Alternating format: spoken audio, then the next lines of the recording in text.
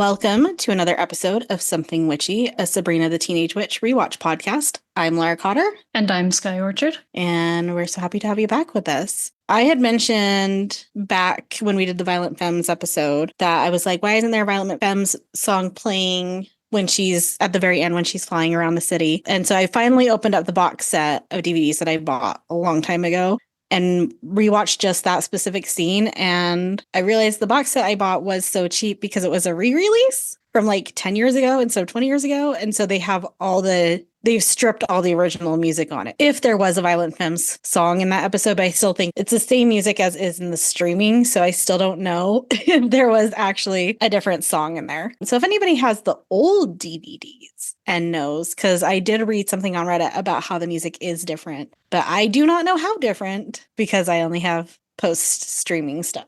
It will be a mystery until someone tells us. Going back to another episode quickly. So last episode we had First Kiss, right? Mm-hmm. And in episode 2, Bunt Friday, you had me guess when they would have their first kiss. And I guessed at the end of the season there. And I feel like out of 24 is fairly close. That's pretty close. We're 3/4 of the way, or 2/3 of the way. I don't math.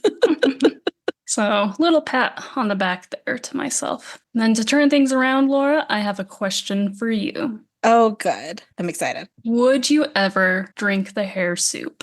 I don't need to drink the hair soup. I have the opposite problem. I have so much hair on my head and it grows so fast. Definitely due for another haircut, which is going to be this weekend because my bangs are getting long again. I would not need to drink the hair soup. That is not an issue for me. And judging by my mother's hair, it's not ever going to be an issue for me. If it were to become an issue, though, would you consider it? Yes, because I'm very vain about my hair. It's like the one thing that I'm very vain about. So if I was to start losing my hair, yes, I'd absolutely drink the hair soup. Would you drink the hair soup? Not as of now. My hair is very thick. That's why I live the undercut life and will do that probably for the rest of time there. Yeah, I don't care about the side effects. So if I ever did need to drink hair soup, I'll just embrace it there. Oh, side effects because she overdoes it. I would do like the correct amount. Now I get what you're asking. Would I risk the side effects? You know what? Yes, electrolysis exists. I would risk the side effects. Have you ever done those like beard and mustache filters on Instagram? Oh, I did one time. It made you look like an older man, and I looked exactly like my father. Once it put on a beard and like some wrinkles, I was like, yep, that's my dad. Nice. Have you? Oh yeah, I've done some filters. I don't know. So like when I get hairy legs, it drives me insane. Not from a like social perspective, but just from the fact that like I feel like there's something on my body that needs to come off.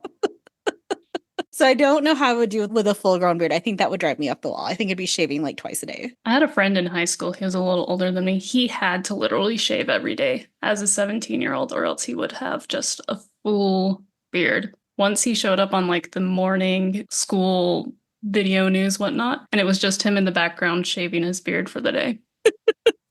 So let's get into our episode. This is season 1, episode 18, titled Sweet Charity. Our TV guide description: Sabrina turns herself into born leader Libby in hopes of boosting student turnout at a senior citizen program. But the plan backfires when the real Libby shows up and snags Sabrina's Nana. Alternatively, the Hulu description: when Sabrina uses Libby's likeness to promote a community service program, the real Libby manages to steal the limelight. I don't know how I feel about born leader Libby. Maybe stretching a little. But in Geek Like Me, we've shown that Libby, wherever she goes, just commands the situation. That's true, that's true. So I don't think it's an unfair assessment of Libby's character. Whether people like it or not, she will be the leader in the room. Libby. This originally aired March 7th, 1997. Peter Baldwin is returning as our director, and our writer for this episode is Nell Scoville. Okay, it has taken me this long, and maybe we already talked about it, and I just don't have any sort of memory anymore. But at the end of the opening credits, it says that Nell Scoville created Sabrina. I thought they were just a writer who liked to pop up and give us phrases that would make a good drinking game, and here all along, Nell was our creator, writer, executive producer, just doing everything. Yeah, now that our episodes are releasing, and I'm listening to them, looking back in the first episode, I really should should have done more on like the creators of the show. And like, I didn't talk at all about the main stars. I just assumed everybody knew everything about them. So like, maybe I should have done that in episode 1. It's too late now. It's episode 18. I'm not going back and doing that. Do your own research. We have a few guest stars. Karen Morrow as Nana. She was in a TV series from 1977 to 1978 called Tabitha, which is a spin-off of Bewitched about the daughter of Darren and Samantha. Interesting. Yeah, I thought that was an interesting little witchy tie-in. She was also in The Boy in the Plastic Bubble, Starsky and Hutch, Night Court, and Murder, She Wrote. Then we have Alan Young as Mr. Barry, was in Mr. Ed, The 1960 Time Machine. He is known as Scrooge McDuck. He was in The Smurfs, Alvin and the Chipmunks, and General Hospital. Melissa Marie Much and Bridget Flannery are back as Cece and Jill. James Fields is back as Howard, and Angelo Vacco is the delivery guy. He was also in another TGIF show, Two Guys, a Girl, and a Pizza Place, as well as Chicago Hope, X-Files, and The Morning Show. What are your overall thoughts on this show, Skye, on this episode? I don't think it will be a memorable one in my brain. However, once again, the actress playing Libby kills it. Oh, yeah. I really enjoy these episodes where we get to see her acting prowess at full. I appreciated that. I agree. Libby does a fantastic job. Before we started recording, I was telling you that this definitely wasn't memorable for me because I got ahead of myself and did the notes for this last week, thinking that we were recording last week and we weren't. And so today I was trying to remember what this episode was. And I spent several hours trying to be like, wait, what is it? And all I could think about was the next one coming up and the one before. I could not remember what this episode was, even though I just watched a week ago. Not saying it's a bad episode, just saying it's not particularly memorable. It just is. We start with our cold open with Salem singing Witchcraft by Frank Sinatra in the mirror, wearing a fedora and tie. I instantly thought we got a musical episode, especially since there is a Neil Simon musical called Sweet Charity. And I was like, oh my God, this is why they named it that episode. And then it wasn't, so. Would that have made this episode better if it was a musical? The plot of this episode, no. But at this point, I did not know the plot, and so I was here for it. That's fair. I don't think we ever? We get episodes that have more music in them, but we don't get anything that's like a full-on musical episode, as far as I can remember. And I feel like I would remember that. So Salem singing, Sabrina, Zelda, and Hilda rush in because he sounds so good and they want to hear more. Salem, referring to himself as Yellow Eyes, which is a nod to Frank Sinatra's nickname, Old Blue Eyes, continues singing as Hilda dances and Sabrina and Zelda listen until he starts coughing on a hairball. And when I was watching this, I was like, oh, I want Zelda's outfit because it's a really nice matching loungewear outfit. And last Sunday when I was watching this, I had spent over an hour looking at loungewear outfits that I wanted to buy. Amazing. Hilda's dancing was an interesting choice for this song. It was almost slower disco arms while turning in circles. You do you, Hilda. Hilda's had centuries of dancing trends in her brain. At some point, they must short circuit and all become just whatever pops into her head at any moment. I'll take that. Our outfit intro is a safari outfit, and Sabrina says, "So fari, so goody." Maybe not my favorite of the outfit intros so far. Sabrina is waving her arm around in front of a table where Jenny is sitting in the cafeteria. She tells Jenny that she doesn't think there's a force field around the table, but Jenny can't understand why no one wants to adopt a grandparent then. Sabrina has a ginger ale with a straw in it on the table in front of her, which is important for later. But also, who drinks a canned soda with a straw? I feel like that was a thing in the 90s for diet culture. For some reason, drinking it through a straw was better, but I don't know anybody who does that now. Unless you're in the hospital and they want you to drink slowly and then they give you a little straw. Libby walks up to the table to tell them about her community service program, Adopt a Life, then calls Sabrina and Jenny Freak and Frizzy Freak. I admittedly thought Adopt a Life might be like a pet charity or something like that. Then I got the burn afterwards. You thought Libby was being sincere in her charity efforts? Yeah, for a moment there. I got bamboozled by Libby. You're not the first person, and you won't be the last. Sabrina tells Jenny not to try to fight her and instead zaps one of Libby's socks to be a different color. When Libby walks up to Jill and Cece after the sock zapping, she asks what's wrong and they say some foreign exchange students are sitting at their table, to which Libby replies, deport them. Not the best joke. Just calling that out. This is going to be released well after whoever is our new president has been sworn into office. So I don't know how this will play in February of 2025. Do we think Libby would be a Trumper in this day and age? Oh, God. I think she might be. I think she might be. Anyway, that's depressing. Yeah. And we're done with this episode. Future selves, please tell us we have good news. So Jill and Cece notice Libby's sock and start to laugh at Libby, but Libby forces them to switch their socks to turn it into a trend. Meanwhile, Sabrina is forcing Harvey to loudly sign up for Jenny's program, hoping to get other people to join. The scene flips, and Jenny is putting away their table, glad that they at least filled in the sign-up sheet, but the names are all Harvey and Mighty Mouse. To make matters worse, Sabrina hears Libby and her friends making fun of another girl whose socks match. And did you notice that when they were cleaning up, the adopt a grandparent sign has a stork carrying a grandparent on it? No, I wish I had. It was pretty awesome. Hilda is making hair soup in the kitchen to get longer hair. Zelda returns from the bookstore handing Hilda Cat Fancy and Salem New Republic. I didn't know what the New Republic is. Did you know what the New Republic is, Skye? Not at all. It's an American left-wing magazine focused on domestic politics, news, culture, and the arts. The New York Times once said it was partially founded in Teddy Roosevelt's living room and known for its intellectual rigor and left-leaning political views. And I think this is why Salem probably doesn't like it, because he seems to not be super left-wing himself. He's probably more of a Wall Street Journal kind of guy. But during this time, I just thought this was interesting. So during this time of 1997, right? 97, which was after the 96 election, Michael Kelly served as the editor for a year. And during his time, he also wrote a column that was intensely critical of Bill Clinton. And then there was like a huge scandal where somebody had been writing under Kelly's editorship, was shown to have falsified and fabricated a bunch of stories. They admitted that they were falsified to their New Republic after an investigation by Kelly's successor. It was like a huge thing that, I don't know, maybe we could edit this part out because I thought it was interesting when I was reading it. And now like maybe it's not that interesting. I thought it was interesting that it was this big journal that was left-leaning but critical of Clinton. And then it turns out there was a bunch of false news under them. And I just feel like time is a circle. It is just one big loop.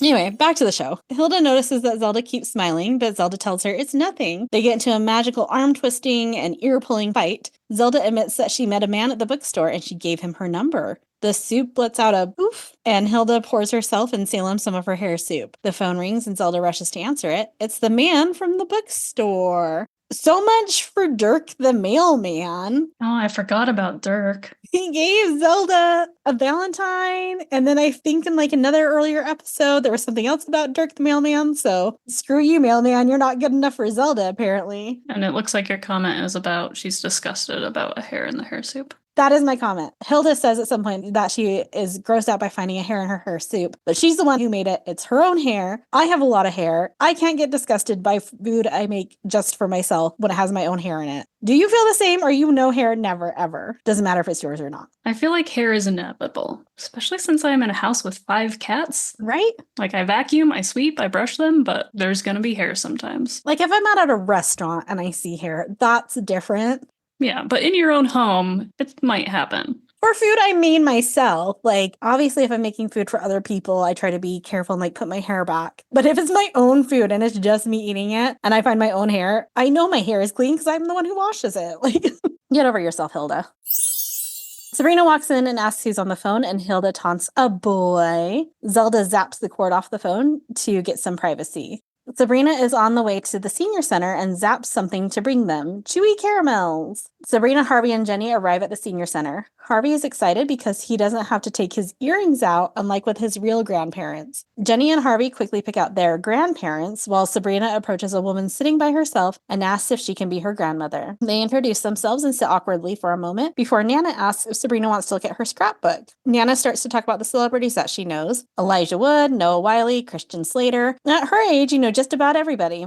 Howard has shown up to take pictures for the school paper for Westbridge Cares, but apparently Westbridge doesn't care that much as he looks at the low turnout. Harvey and Jenny wish they had someone cool there that could get other people to sign up, like Libby. There was an oh Harvey moment. Sabrina says, like Libby, the Lord High Empress of Westbridge. Harvey says, I thought she was sophomore class president. Oh, Harvey. Oh, Harvey. Also, did we get any indication that Harvey and Sabrina are an item during this episode? No, we're being retconned in this episode. Do you think they filmed them out of order? Maybe. Okay, because we're not even addressing the kiss. There's no affection. We're not even like squealing to Jenny about it. Okay. Yeah, Harvey and Jenny are all heart eyes for Libby and her power of popularity. All right, we'll have to see when we get an actual, like, firm confirmation of the relationship status. Do you think they still haven't said that they're actually dating? Do you think they're just like, oh, we went on a date and we kissed each other, that we like each other? Neither of them have the courage to DTR. I just want them to DTR. Maybe because I'm old and I don't have time for that nonsense. You got to do that early. You got to take care of that stuff. DTR or move on. Maybe they could fake Libby being there. Harvey's dad says Russia's on their third Boris Yeltsin, which is actually not a too far out there conspiracy theory. This is a thing, and if you go to Wikipedia, under political decoys, it has a Boris Yeltsin section. Ooh. Jenny scoffs, you can't fake a person. Sabrina gets an idea and excuses herself out to the hallway where she zaps herself to look like Libby, closing the door in a phone booth with a glass door that you can clearly see through. Libby steps out and checks herself in the mirror before going back inside. Harvey and Jenny are shocked to see Libby. She's there just in time to take the picture for the newspaper and ask the photographer to quote her saying, "Old people are the coolest." Libby leaves now that the photographer is gone, and Harvey and Jenny still can't get over it. It's a good thing there's a photo, or else Sabrina will think they pulled a Yeltsin. Sabrina returns, and they excitedly tell her that Libby was just there. Sabrina is shocked. Jenny runs down the hallway the next day holding the newspaper with a photo on the front page. Sabrina asks if Libby has seen it, but we hear Libby scream as an answer. She can't believe it. It's a fake. Jill and Cece don't believe her. Libby asks Harvey to confirm that she wasn't there, but he tells her that she did a good thing. She claims she's been framed. Harvey doesn't understand what's going on, but Sabrina tells him Libby must have multiple personalities, and they finally met the nice one.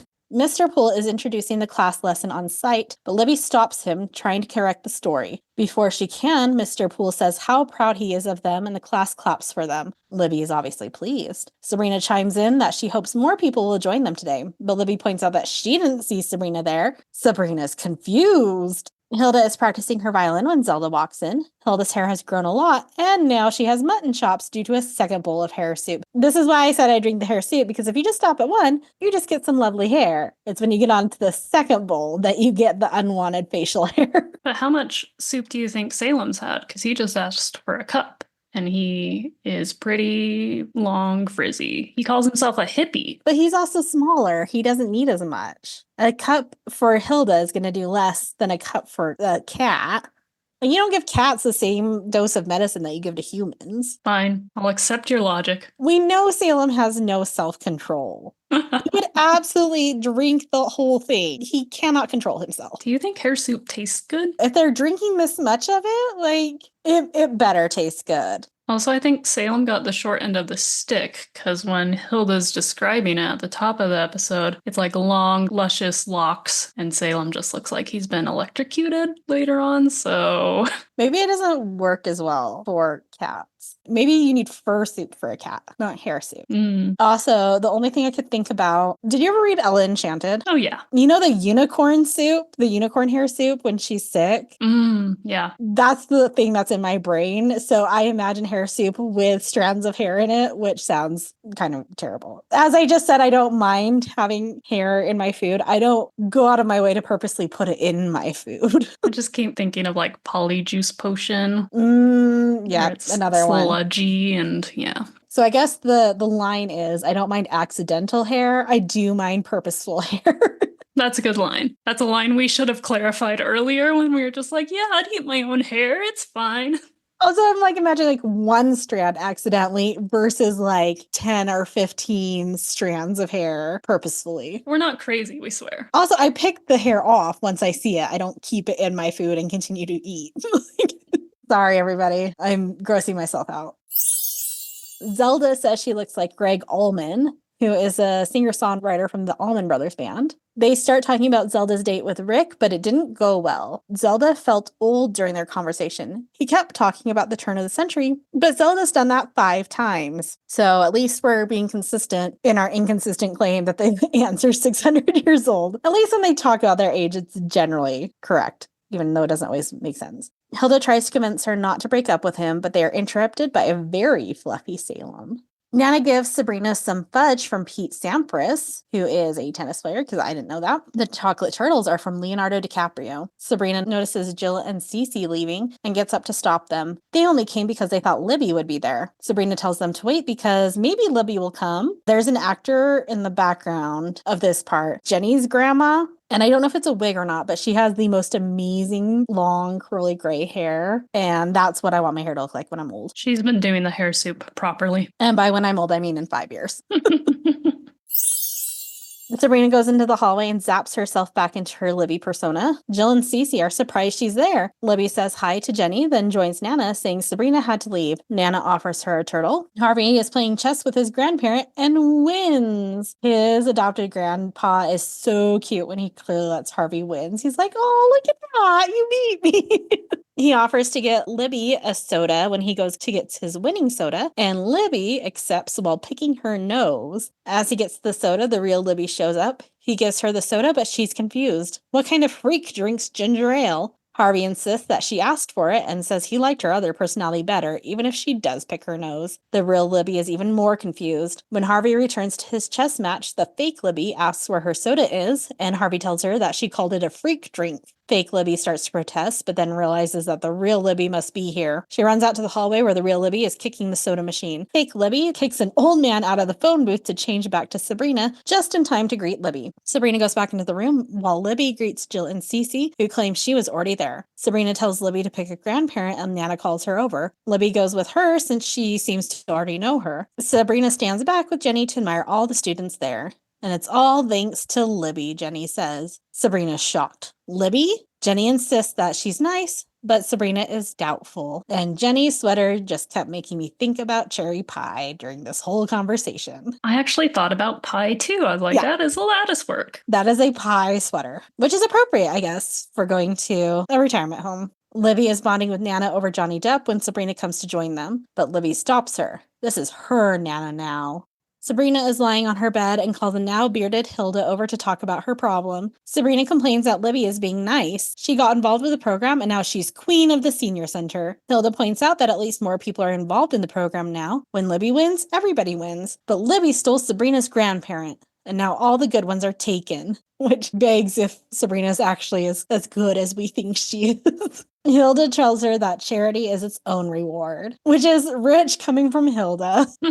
Everyone is bonding with their grandparents as Sabrina tries to get to know hers. Harvey is learning how much fun the Great Depression was, and Nana is telling Libby about Ethan Hawke. Sabrina is reading from a book about Hawaii to her grandparent, who is now asleep. Sabrina is leaving when Libby stops her in the hallway. Why is she going home so soon? Sabrina's grandparent was asleep the whole 2 hours, except when she told her how immigrants are ruining the country. And there's our second foreigners comment of the episode. So maybe Libby should have gotten together with this grandma because they could have talked about that together. At least Sabrina seems uncomfortable with the fact that the grandmother decided to spout off this nonsense. Yes, at least there is that. Libby pretends to feel sad, but brags about her own relationship with Nana and thanks Sabrina for this. Sabrina zaps Libby's socks back to the same color in an effort to be petty, which we've just gone a long way from Sabrina turning this girl into a pineapple to now messing with her socks as revenge. I mean, kudos to her. In 18 episodes, she's gained some control over her powers. Hilda is signing for some flowers at the front door, which did poor Milan Dirk deliver the flowers from another man? Oh, maybe. Or is this the delivery guy that was credited? Oh, maybe it's a separate flower delivery guy. So Hilda's signing for some flowers and is even more bearded when she turns around. Zelda says that Rick won't give up when she gets the flowers and looks for a place to put them amongst many other flower arrangements. Hilda tries again to convince Zelda to give him a chance. Age is just a number. She's 612 but doesn't look it. And now we have an exact age, so Hilda was born in 1385. We did it. We did it. Zelda points out that the beard makes her look older, but she might be right. There's a lot of things she likes about Rick, and maybe he'll mature. Zelda thanks Hilda, and they hug, getting Hilda's beard stuck on Zelda's button. Mr. Poole is teaching the class about hearing while Libby and friends whisper and pass gossip around the class. Mr. Poole stops them to point out that he can hear the whispers. He asks what it's about, and a student whispers in his ear, causing Mr. Poole to exclaim, "Libby's going to meet Ethan Hawke?" Libby says it's because she did a good deed, causing Sabrina to laugh out loud. Mr. Poole asks what's so funny, and Sabrina covers by saying the word cochlea. Libby confronts Sabrina about laughing at her in the hallway after class. Sabrina admits it's because she didn't think Libby would be so gullible. Nana doesn't actually know any of those celebrities. Libby protests that she's seen the scrapbook, but so has Sabrina, and it's all cutouts from magazines. There's no real proof. Libby asks if Leo really didn't make the turtles. Sabrina tells her to just eat it and let the sugar comfort her. Libby can't believe it. The whole time with Nana has been a waste, but she still made an old woman happy, Sabrina points out. Libby doesn't care. If she could sue, she would. It was just announced to the whole class that she was going to meet Ethan Hawke, which will now spread to the whole school. Libby is humiliated, but she's not going to let Nana get away with this. She's going to go down to the senior center to rip Nana a new Afghan, which I laughed at harder than I should have. Sabrina tries to stop her, but Libby stomps away. Libby then stomps into the senior center, yelling at Nana. Nana cheerfully greets her, but Libby keeps yelling at her. Nana told her she was going to meet Ethan Hawke. Nana just told her a tall tale. Libby tells her she's going to be teased about this for a long time. Nana apologizes, but that isn't enough. Libby yells and insults her some more before storming out. Nana chases after her, but Libby walks away. Nana turns around, clearly delighted by how mad Libby was, and then she turns back into Sabrina. Did you see that coming, Skye? I did not. Oh, okay. They got me. Just in time as the real Nana walks down the hallway and greets her. She admits that Sabrina was right. She enjoyed her walk. Sabrina breaks the news that Libby won't be returning, and Nana admits she's going to miss her. The two go to see a movie. Ethan Hawke has a new one out, but he did not. His last movie was in 1995, and Gattaca wouldn't come out until October of 1997. There was no new Ethan Hawke movie at this time. I have a friend who met Ethan Hawke while he was in Park City for Sundance. My friend was the waitress for him. He's very nice, is what I hear. Sabrina returns home, happily greeting a freshly shaved Hilda. They hear Zelda laughing and talking in the room, and Hilda tells Sabrina that Zelda has Rick over. Sabrina can't contain her curiosity and bursts into the front room, only to see Harvey's adopted grandparent, Mr. Barry, on the couch with Zelda. Zelda asks how they know each other, and Mr. Barry admits that they met at the senior center. Zelda tells him that Sabrina is her niece, but Mr. Barry says she looks far too young for that. They flirt some more, and a disgusted Sabrina excuses herself. Okay, what is Zelda's type? We have Mr. Poole. We have a firefighter who calls her kitten specifically. We have Dirk the mailman that I completely forgot about. And now we have Mr. Barry. Where is the Venn diagram of these men? Dirk the mailman is not her type, though, because she won't go out with him and she won't acknowledge him. He is an unrequited love. So we need to know more about Dirk to figure out what is not Zelda's type.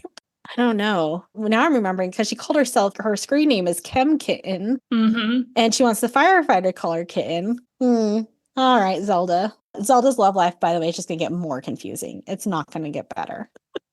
It just gets worse. Cool. I will start drawing the circles for the Venn diagram. In her bedroom, Sabrina finds a very hairy Salem who ate way too much hair soup. He pathetically begs Sabrina to groom him. This poor Salem puppet. I love that gift, though, so much. Groom me. Just saying a lot for a cat. A long-haired cat grooming that cat? No. That's how you die. Get it cut. Get a haircut. In our end tag, Hilda runs upstairs asking if Zelda ate the tuna noodle casserole she put in the fridge. Zelda did not, but tells her to check with Salem. Hilda looks worried and admits she threw in the leftover hair soup. So it must taste somewhat good if you can throw it in a tuna noodle casserole. Okay, but do you like tuna noodle casserole? I never had tuna noodle casserole. Stay away from it. Okay. I mean, I liked a tuna fish sandwich. Maybe you'd like it. I don't like hot tuna. Like tuna melts. That's gross. I think hair soup is equivalent to tuna noodle casserole, so just stay away. Okay, I will. Hilda hates throwing away food. Sabrina comes out of her room sporting a goatee and mustache. The aunts look at each other and Hilda quips, "Not Salem." Sabrina feels her face and screams, running back into her bedroom. So it must not taste that terrible if Sabrina ate a good chunk of it in the middle of the night. Maybe it makes the tuna noodle casserole taste better. Maybe it takes out the tuna. Leave that for Salem. I feel like we got through this episode really quickly. Did we not talk a lot?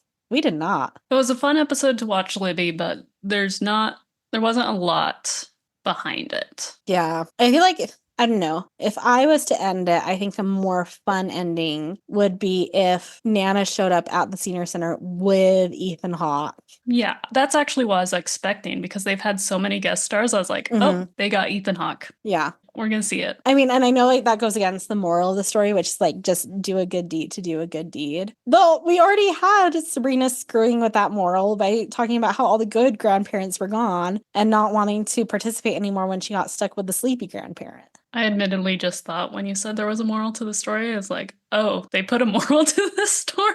The moral of the story is don't drink too much hair soup. Yeah. Libby will be popular no matter what. Yeah. All right. Well, sorry we weren't as funny in this episode. We'll try again. Promise we don't eat hair as much as we made it seem. I don't eat cat fur regularly. It's just an example. This is not my strange diction. Well, if you stayed till the very end, you got some laughter. So there you go. Congratulations for making it through. Next episode should be a good one. I think Skye, I think you'll like this one particularly because it's season 1, episode 19, Cat Showdown. Whoa. What's it about? What do you think it's going to be about? I think there are 2 options here. Okay. 1, my lady comes back. Oh. And it's Sabrina versus my lady in some sort of showdown for magic. Or 2, we get Cat Fight Club. Technically not allowed to talk about it, but we're gonna talk about it next week. Only 2 options. I don't think Salem would do well in Cat Fight Club. No, not at all. But he could wheedle his way into getting the other cats to fight, and he steps in the background and lets them do all the hard work. Okay. We will see next week. It will be a better episode than this one. I will at least guarantee you that. In the meantime, you can like, share, rate, and subscribe. You can email us at somethingwitchypod@gmail.com. Follow us on Instagram at somethingwitchypod and TikTok at something.witchy.pod. Until next time. Stay. Voice keeps cracking. Do you have hair in your throat? Maybe. Stay magical.